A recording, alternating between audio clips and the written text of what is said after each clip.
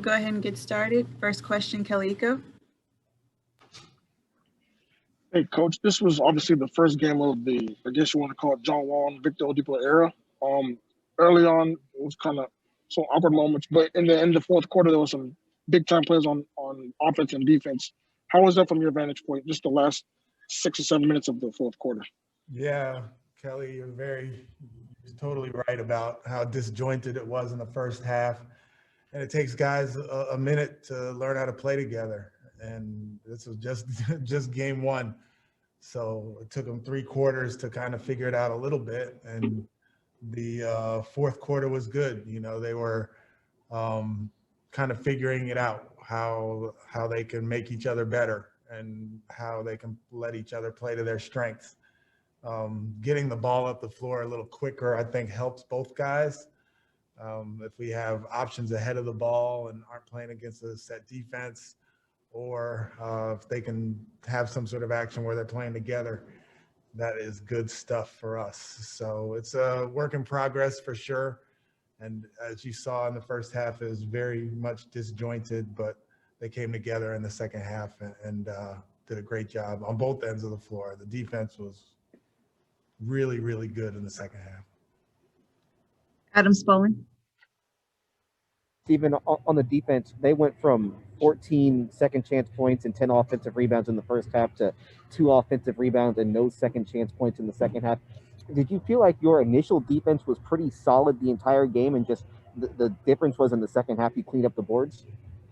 Yes and no. The first half, I was definitely disappointed in our ability to get loose balls, 50-50 balls, and the rebounding game. And we mentioned it at halftime because I believe at the time they had 10 offensive rebounds and we had 12 defensive rebounds. So that obviously is not a recipe for success, and we needed to change it.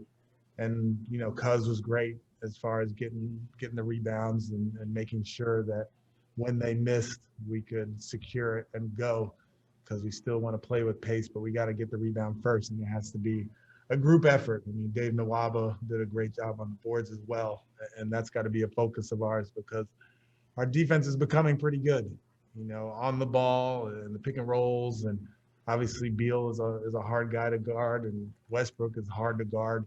But if we do our job on those guys, we got to come up with the basketball, and that was definitely one of our main talking points at halftime. Jonathan Fagan. Another game, third in a row, where you got a big boost off the bench. How much of that is just these guys who've been playing basketball, or they've been playing it together, as opposed to just about everybody else who was on the court tonight? Yeah, I didn't even think of it that way, but yeah, that's a good way to kind of say it.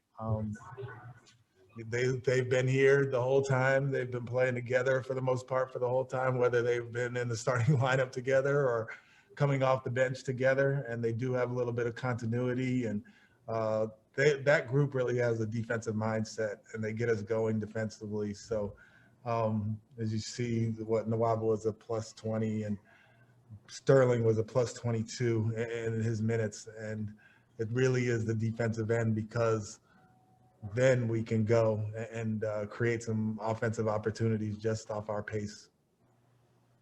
Do you like using them in the small ball lineup, or is that something that you have to now because you're down one center? Both. I like it, and I have to right now. But, you know, we got to figure out a way to kind of do both, because the small ball is good. And but obviously Cuz is playing great, and Christian's playing well too. So got to figure it out. Thank you. Ali Kambajani. Hey, Stephen, with how much emphasis team defense is put on in maintaining the shell, especially getting back quick in transition, how important is it for your offense to attack early? And were you happy with how John and Victor attacked in transition today? Yeah, it's very important for us to attack early, and we're trying to get pass ahead so we can kick it ahead and attack early, so we're not dribbling the ball up every possession. And we didn't really do that as much today. So it's going to be up to me to kind of watch the film tonight and get that figured out, because we do need to play with better pace while those guys are on the floor. and I got to give them away to do it. I also have to watch film with them so they can see the opportunities where maybe we weren't running with vision, one, or running with intention to get ahead of the ball so we can attack. And they're both such good attackers when they get it, that we have to make sure that that's a part of what we do. Thank you. Crystal Saltis. Hello, coach. Tonight you allowed 36 points on defense. The Wizards made 20 turnovers and you had 13 steals. What these numbers mean about your effort tonight, and how important was the presence of DeMarcus Cousins on your game plan? Yeah, Cousins is always a big part of the game plan, especially as a starter. But his rebounding tonight was huge.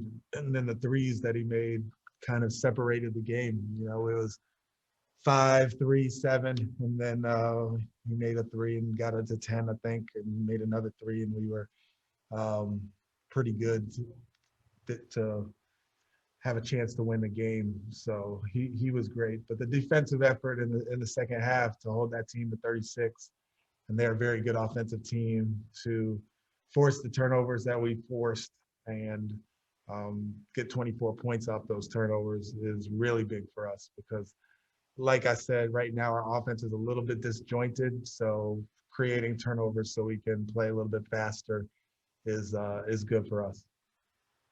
Ben DeBose.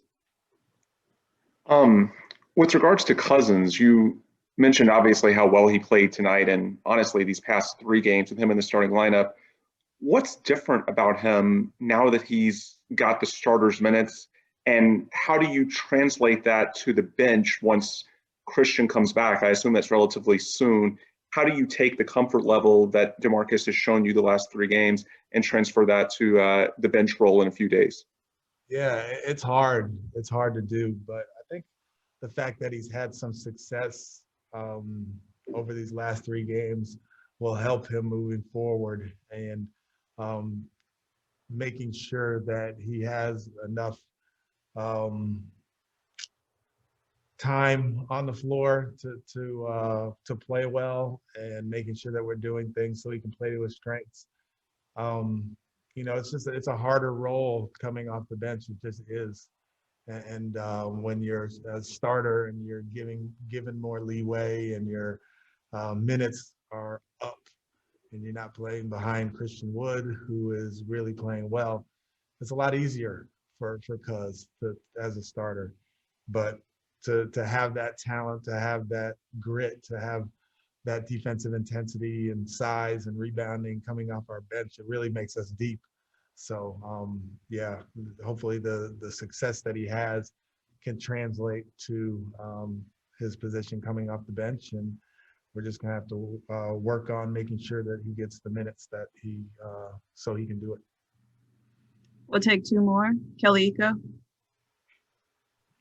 Hey, Coach, I wanted to ask you about Danuel House. Obviously, offensively, he was kind of rusty. He haven't not played in so long. But defensively, how did you see that? Because it seemed like he was very aggressive at the point of attack. He switched well. He had his hands out. And how was that for you, just seeing him progress defensively? Yeah, it was great to see him on the floor. I didn't realize he hadn't played since our second game against Sacramento. That seems like forever ago. So for him to come out and after just one practice with the team and really just take the defensive role and do a great job with it. You know, the offense will come, but he was one of those guys that we had out there to kind of spark us defensively, and he'll only get better from as we go forward.